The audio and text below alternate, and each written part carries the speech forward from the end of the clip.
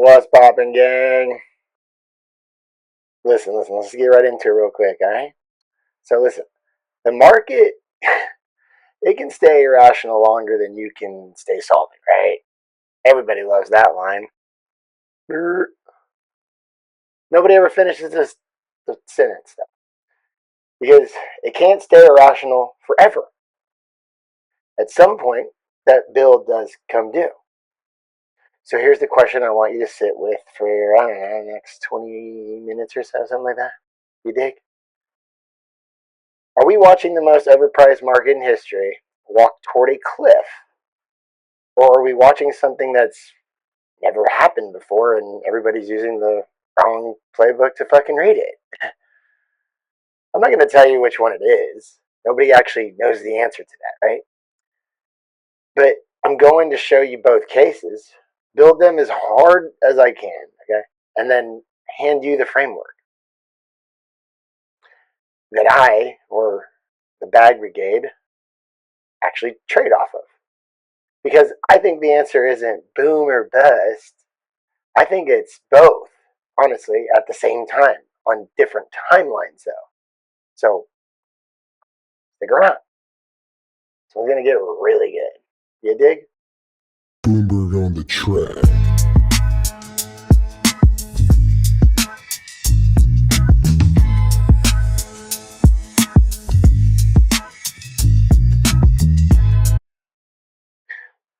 What's up, Bag Brigade?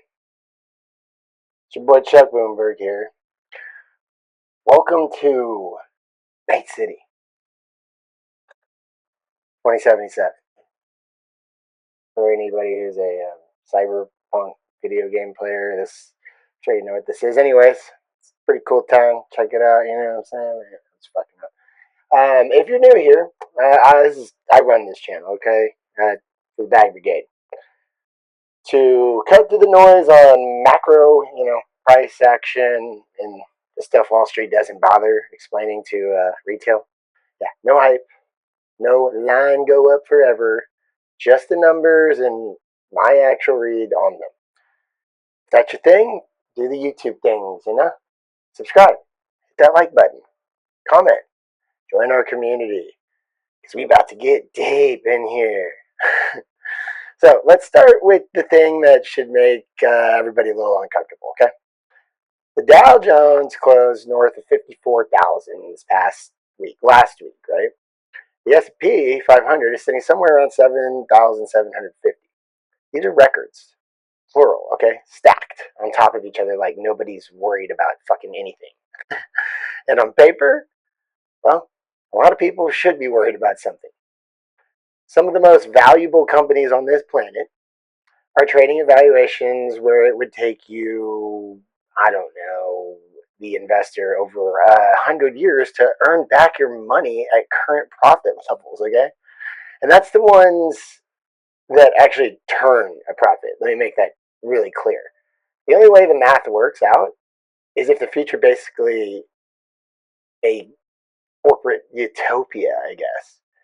AGI shows up, right? Rates fall. Consumer spending doubles. And every square inch of the Earth in low orbit gets wallpapered in NVIDIA chips, I guess, right? Fucking, it's a little slight exaggeration, you dig, but only slight. The polite way to say it, the market is pricing in perfection, which means if the next few years aren't perfect, we are due for a real correction. Here's the problem with pricing in perfection right now, okay? Specifically, we are not living in a perfect backdrop, okay? Even though, like I said, the city's pretty dope. We've got an active oil war putting real pressure on reserves. Inflation's creeping back up. Rates might have to go higher, not lower. I called that one back in June, right when that jobs report came out. Right into a mountain of consumer and government debt that's already stretched as ridiculously far as it can be stretched. Add 2 years of tariff whiplash on top, Yep, we're still slapping fresh tariffs on Canada like the first dozen rounds worked out great. You dig? And you've got a setup where basically every one of these headwinds can hit a company's top line, its cost and its margins, right? The whole income statement dragged through mud at the exact moment the market needs a flawless run just to justify these prices. You understand what I'm saying? And it's not like the rest of the financial world is shrugging this shit off. Housing's been sliding. Gold ripped to an all-time high above like 5,589 or 90 an ounce back in January when Iran tensions spiked, and then gave back nearly 30% of that move, dipping back under 4,000 by June. Even the safe trades are getting a little shooken up, okay? But stocks or equities, yeah, they just keep grinding higher. Like I've always said, bonds they're the snitches. Then you can, or, Bitcoin and bonds, I guess. Then, you got your currencies and things like that. But equities, yeah, they lie the fucking longest, okay? Don't get trapped. Not saying it's a trap, I'm just trying to open your mind here a little bit. So either this market has found something that makes it immune to this stuff that's rattling everyone or whatever, or it just hasn't looked fucking down yet. You dig? Now, the lazy comparison here is like the dot-com bubble, okay? New technology, speculative mania, circular financing deals, like the circle jerk of AI infrastructure, circular payments or whatever. Still doing that, by the way. The circular finance deals between companies that all conveniently buy from one another. Valuations detached from fundamentals, right? It feels familiar, doesn't it? Right? Here's the uncomfortable part, though. That comparison might actually be unfair to the dot-com bubble. See, back then, the overall economy was in better shape. Debt loads were lower across the board. The market was way less concentrated, less geopolitical chaos in the background. And honestly, outside of the dot-com names themselves, speculation elsewhere in the market was basically pretty tame, I guess. So if the backdrop is worse this time, and the valuations rhyme, shouldn't we already be overdue for that reset? Maybe. And look, if it wasn't for the fact that a big chunk of our collective net worth is tied to this line that keeps going up, I'd have zero problem watching some of these companies get knocked down to a peg, okay? But here's the trap. Assuming a crash is inevitable makes you start only reading the headlines that confirm what you already believe. I'm guilty of that, okay? Learn. That's not analysis. That's confirmation bias with a fucking Bloomberg terminal, okay? Speaking of Bloomberg terminals, go check out the Chuck Bloomberg terminal over at thebagbrigade.com. Free to use. Basically very similar to a Bloomberg terminal. It's not completely the same, but close. Free. Check it out. All right? Anyways. People have been calling the top, though, since 2010, basically, right after 2008 and all that shit. They've been wrong for over a decade at this point. Fund manager John Hussman has forecast like a 40% plus collapse almost every single year since 2013. And across that stretch, the market compounded around 13% a year. If he'd actually put his fund's money where his mouth fucking was, he'd have wiped himself out multiple times over. Okay? So, how do smart people keep arguing that this isn't overdue? Well, there's a few real reasons here, right? First, concentration risk actually cuts both ways. Okay? In 2000, the top 10 companies in the S&P 500 made up roughly around 10% of the index's total market cap. Okay? Today, the Magnificent Seven, the MAGA Seven, or whatever you want to call them, alone make up somewhere between 32 and 35% of the index, the entire index, up from just around 12.4% about 8 years ago, kind of right before COVID. That number sounds like the scariest stat in the video. A huge chunk of your retirement account riding on 7 tickers. But flip it around. That same concentration means the market isn't spread across hundreds of pre-profit companies with a prayer and a Super Bowl fucking ad like it was in 1999 and 2000. It's concentrated in companies that are drowning in actual cash. These 7 names generate a real disproportionate share of the index's actual operating profits. Nowhere close to the situation with the class of the year 2000, okay? After the dot-com bubble popped, the market leaders lost value, sure. But their share of the market actually grew because hundreds of the smaller, unprofitable names got delisted, acquired, or straight up went fucking bankrupt. Hets.com. Shit like that, right? The number of listed U.S. companies peaked above 8,000 in the late 90s. Over the next decade and a half, roughly half of them disappeared off the map entirely. Gone. So yeah, we put up a huge share of our eggs in 7 baskets. But those 7 baskets are reinforced steel compared to, hundreds of cardboard boxes that made up the dot-com mania market or whatever. Now, let's stress test this, okay? Right? Worst case, right? Hypothetically. AI completely flops tomorrow, right? Done. Definitive proof we never get to AGI. And on the same day, China drops another open source model that beats every US lab and runs on a laptop, killing the need for the data center build out entirely. See, even in that scenario, the MAGA 7 still makes money. NVIDIA's the one name with real exposure to the AI build out itself, okay? Their last reported quarter put data center revenue somewhere around 75.2 billion out of 81.6 billion total, I believe. That's the companies that get that's the company that gets hurt in all of this, okay? By far. They have the most exposure. But Apple, Microsoft, Google, Meta, now Apple's on a different level. I have made a video about this, and actually I hate saying like I told you so, I called it, but man, I fucking made a video about this back in like November 2025, talking about how everybody gave Apple such a hard time because they're so behind in the AI race and blah blah blah. But they didn't spend, they didn't get themselves involved in this circular payment structure bullshit and all that, and they've been sitting on the sidelines and they have like zero exposure if this thing does actually collapse on itself. Everybody else has some significant exposure, especially NVIDIA.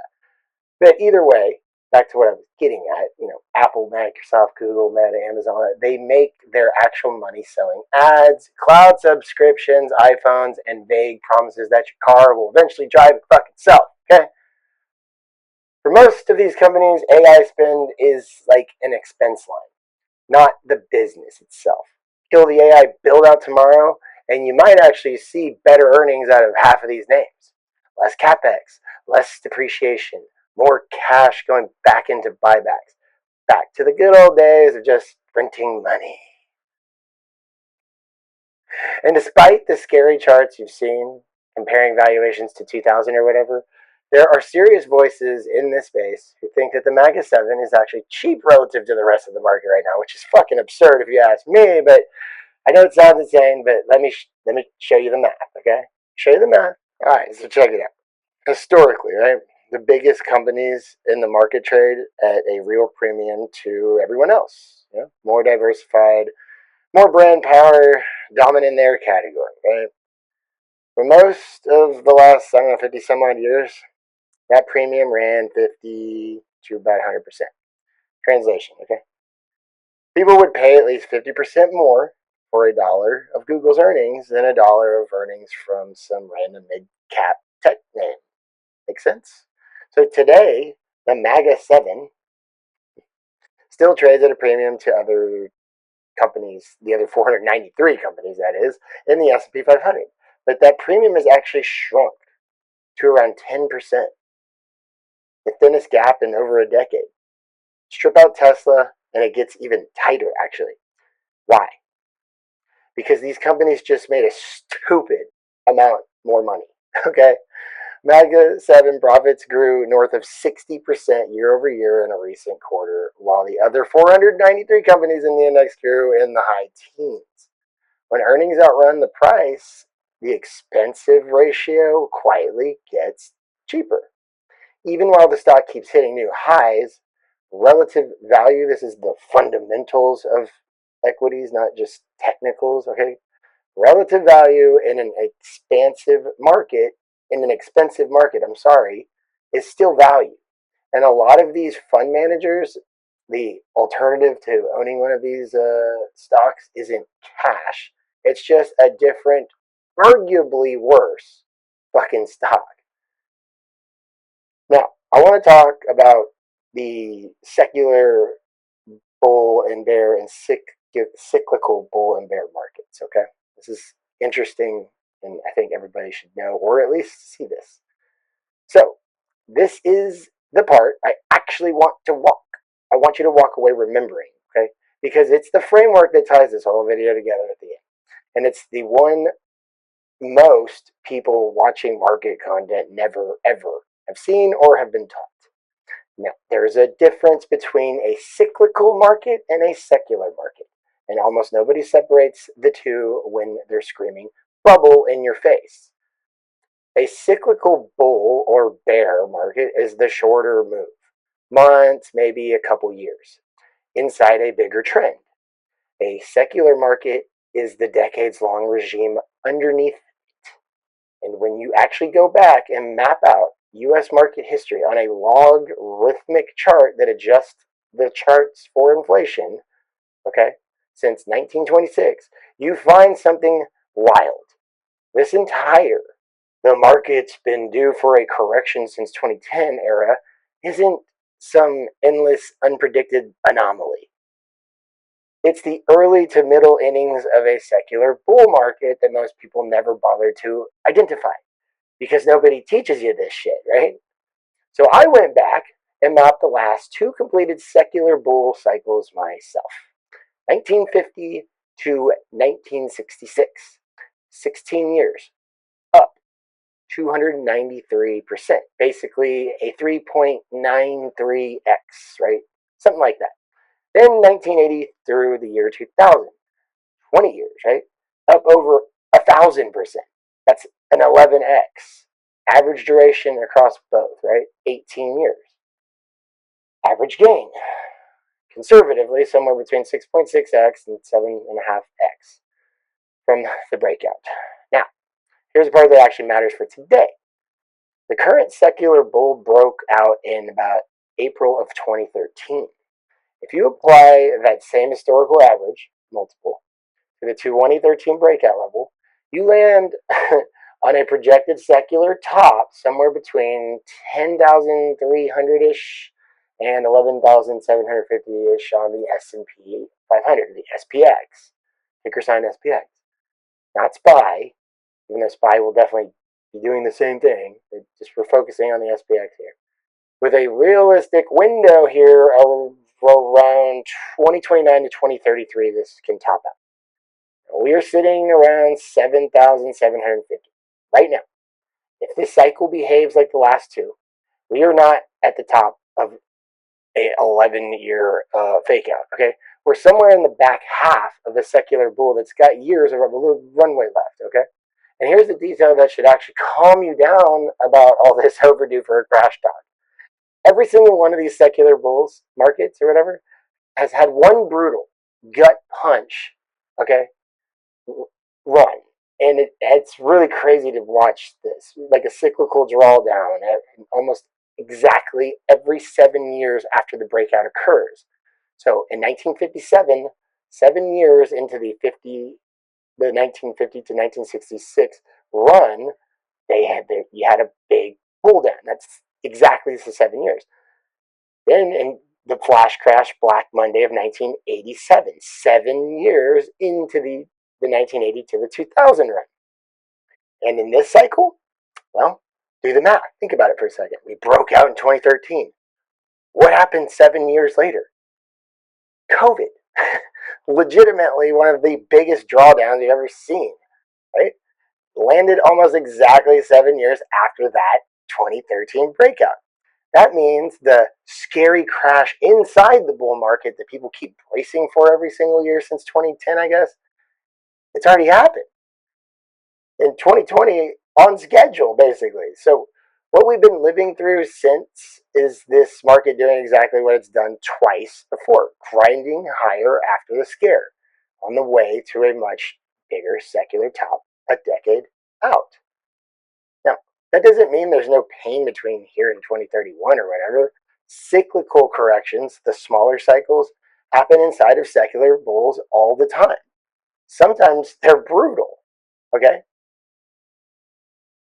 COVID that recovered quickly. I mean, these 1987, these were no jokes. We had 2022 as well, the bear market of 2022. I mean, that was definitely a bear market. It wasn't anything close to like '08 or like the dot-com bubble, but yeah, I mean that was a straight up bear market. So we had that in there as well. So just think about what I'm saying here, obviously, right? I just want you to understand that. That's all. They're pattern matching to the dot-com bubble. Okay, the people that have been screaming crash, crash, crash. Yeah, again, guilty of that, right? They should be pattern matching to 1962 or 1994, the mid-cycle wobble, not the final blow off top. You dig? No, no. I'm not going to sit here and tell you everything's fine just because the secular framework says we've got fucking runway, okay? The valuation stress is real, and I want to show you the receipts on this because a good trader holds two ideas at once, right? The Buffett Indicator, right? Total U.S. market cap divided by GDP. The measure Buffett himself called probably the best single gauge of where valuations stand, is sitting at about 241%, I believe, right now, or close to it. That's strongly overvalued by any historical read, and it blows past the dot-com's peak of 172%. Now, total market cap is around 78 trillion. Total M2 money supply, every dollar, checking account, savings balance in the country just hit a record 23.16 trillion, okay, with a T. Now, divide those and you get a market to money ratio of about 3.37x. The only other time the ratio got anywhere close to this was, well, you guessed it, the run up to the dot-com bubble. Margin debt just hit a fresh record too, by the way. 1.53 trillion as of June of 2026, up more than 50% year over year. That's fucking wild. While investor credit balances sank to a record negative 1.06 trillion. People aren't just buying stocks with cash sitting on the sidelines anymore, okay? They're borrowing to buy more with margin. And who actually owns all this? The top 10% of American households own roughly 87% of all corporate equities and mutual fund shares in this country. The bottom half owns about 1%. So the decision to sell or hold the entire market rests with a small, extremely comfortable group of fucking people. And when they want liquidity, the modern move isn't sell the stock, it's borrow against the portfolio and never trigger a taxable event. That's a structural reason this thing doesn't need to sell off just because it's expensive. See, the people who could sell mostly don't fucking have to. But let's talk about old new sheriff in town, Kevin Warsh, Federal Reserve chairman. Okay, I want to talk about this part because, well, this part is like paints the whole picture of, that's moving fastest right now, I guess is the best way I can say that. I don't even know what I'm saying because it changes the timeline on everything I just said. Okay? If there's one thing markets hate more than bad news, it's a Fed that says one thing and prices something else, right? And that's exactly the position Mr. Kevin Warsh has put us in. Warsh took over as Fed Chair back in May of this year, and he's been about as loud as a Fed Chair gets about fighting inflation. His own words, and I quote, "There's only a target, and it's 2%. The last FOMC statement went further than we've seen in years. An outright line committing the committee to deliver price stability, not monitor, not balance of risk, but deliver it. And yet, the bond market is calling the bluff. The 30-year Treasury yield is sitting roughly around 5.2%, the highest sustained level since roughly 2007. Okay, just saying. The 10-year isn't far behind, pushing towards levels we haven't seen since, well, hold on a second. I was going to say the mid-2000s, but we've tapped higher. We got to about, I believe the 10-year hit like 5% or so for the first time since the mid-2000s, back in October of 2023, right around actually the same time when Hamas invaded Israel and all that. Okay, that was when we saw the 10-year yield hit about 5%, and then all of a sudden a sharp reversal to the downside. Now think about why would that happen? Well, when you're going to get a 5% guaranteed return on a 10-year government bond that promises that you're guaranteed that money, well, that bond starts to look a little bit more attractive at that point, right? So people bought the bonds back up at that point because they were able to lock in that 5% yield on a 10-year treasury that we hadn't seen in almost 20 years or so, right?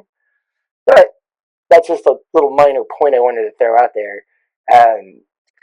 See, when long-term lenders demand that much more to hand over their money for decades at a time, that's by holding these treasuries for that long, that's not the bond market agreeing inflation's handled at all. That's the bond market pricing in years of it. You dig? Here's the mechanism.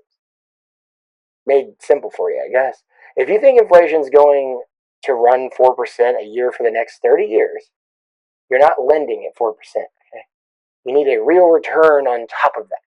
So you demand 5%, 6%, right? You gotta have a little bit of margin profit, right?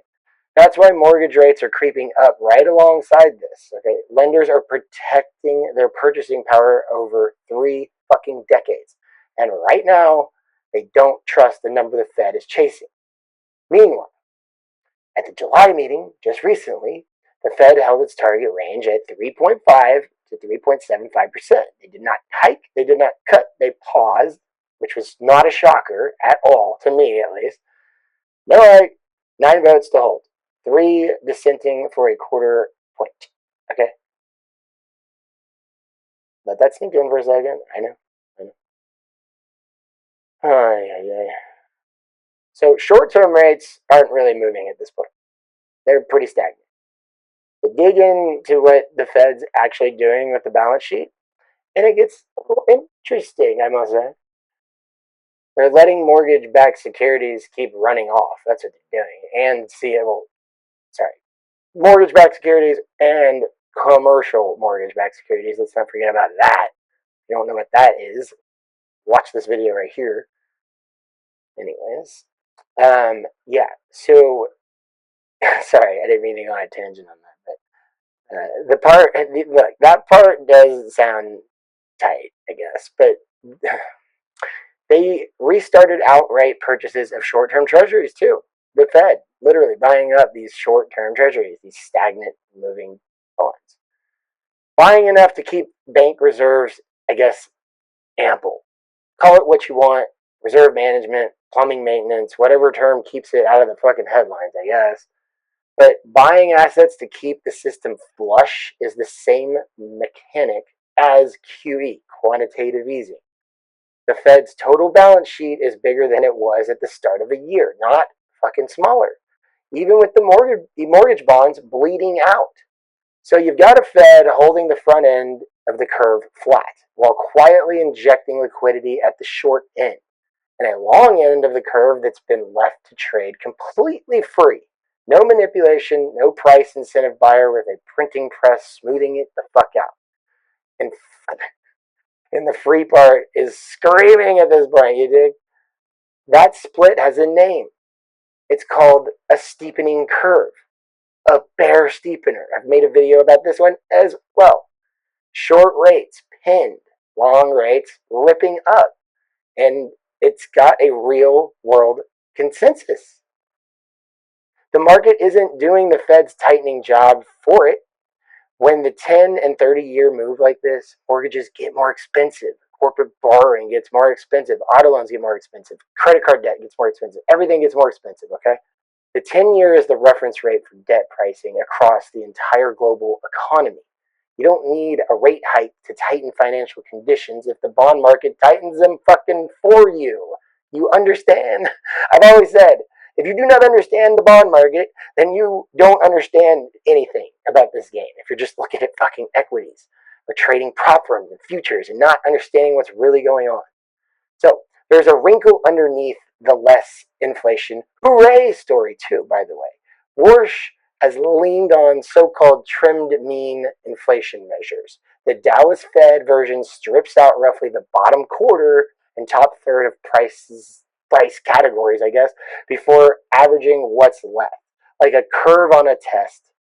The problem is there aren't a lot of price decreases to trim the fuck off the upper tail. You're mostly cutting the biggest increases, which quietly produces a lower headline number than what people are actually feeling at the grocery store and at the gas pump. Convenient timing, right? For a Fed trying to reassure markets it's on top of this shit. Good luck. God damn. Warsh inherited a fucking nightmare if you ask me. And then there's the communication piece, the communications piece to this, okay, which is its own uncertainty machine, honestly. Warsh is reportedly floating cutting scheduled meetings from 8 a year down to something closer to 6. Shorter statements, fewer press conferences, only show up when there's something to actually say. On paper, sensible, right? But in practice, you can't have it both fucking ways. If you want markets pricing purely off incoming data with no Fed hand on the scale, right? Fine. But interest rates are the price of money.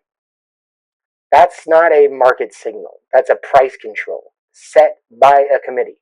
You don't get to set the price of the one thing on the other side of every transaction in the economy and then also ask the market to stop paying attention to what you might do fucking next, okay? Pull back on communication while you're still the single largest price setting entity in the system, I guess, and you don't get calm, okay? You get volatility from that because nobody knows what the number is until the Fed drops it on you. Now, here's the twist on all that ties this whole thing off. A hawkish surprise could actually fix the long end of the curve. If Warsh came out and did something dramatic, a surprise half-point hike, that's the kind of move that tells long-term lenders, okay, they're fucking serious now.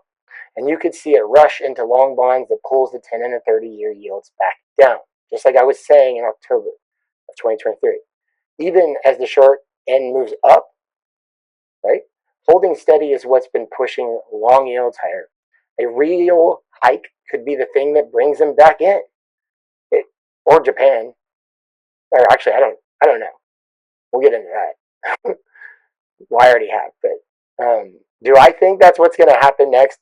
I have no idea. But with the 30-year yield above 5%, this isn't a level of federal government can carry indefinitely on its own debt load. Okay, $40 trillion. Okay, that's where we're at right now.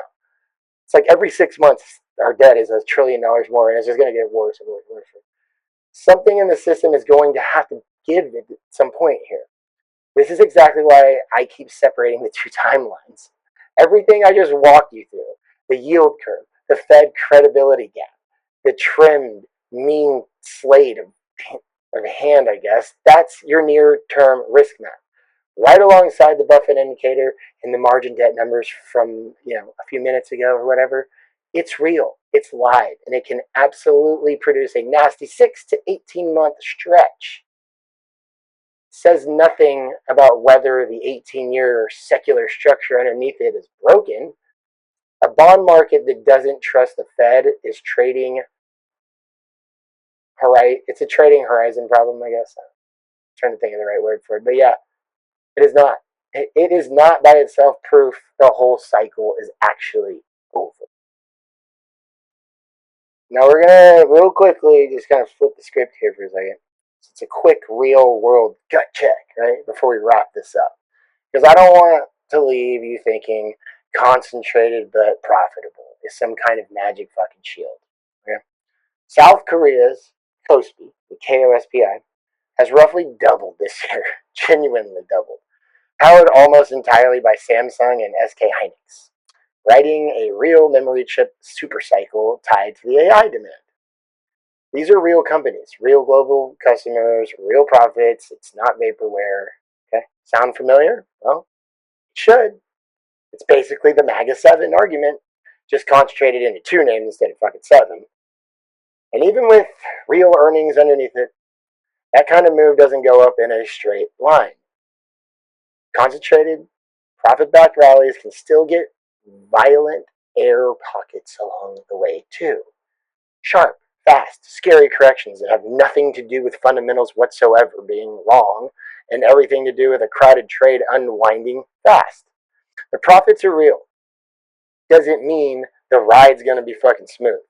It means the floor is higher than .com's floor was, basically. It does not mean there is no floor. That's the same lesson for the MAGA 7 here at home. Real profits buy you a better outcome on the other side of a scare. They don't buy you immunity from the scare itself. You dig? Back to the question that I opened with, right?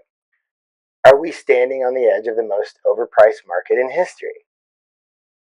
Or are we in the middle innings of a secular bull market that's got another 5 to 8 years and another 30+% of upside left in the tank with a scary cyclical wobble already behind us?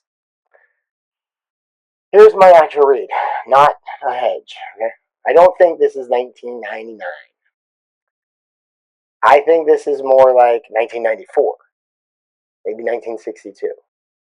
Expensive, top heavy, genuinely nerve wracking to hold through, but still structurally mid cycle, not end of cycle. The valuation stats in this video are real, and I'm not waving them away. Neither is a bond market that doesn't trust the guy running the fucking Fed. But expensive and about to crash have never been the same sentence.